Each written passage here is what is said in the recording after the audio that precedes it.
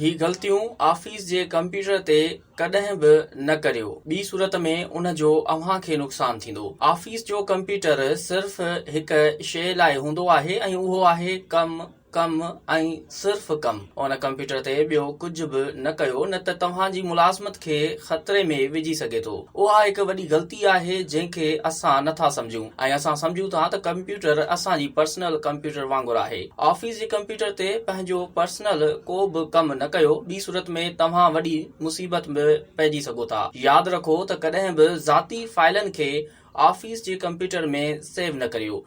जेकॾहिं तव्हां ओचितो ॿाहिरि निकिता या कढियो वञे त तव्हां उन्हनि फाइलनि खे डिलीट करणु विसारे सघो था या उन्हनि ताईं तव्हांजी रसाई नामुमकिन थी सघे थी। उन सूरत में उहे फाइलूं तव्हांजे ख़िलाफ़ पिणु इस्तेमाल थी सघजनि थियूं।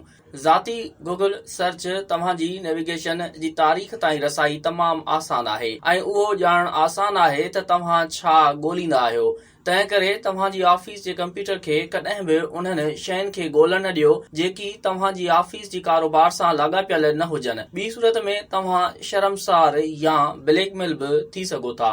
घणा मुलाज़िम पंहिंजी ऑफिस जे कंप्यूटर ते मुख़्तलिफ़ सोशल मीडिया सॉफ्टवेयर ज़रिए ज़ाती गुफ़्तगू शुरू करण जी ग़लती कंदा आहिनि। यादि रखो त तव्हां जूं चैट आसानी सां लीक थी सघनि थियूं।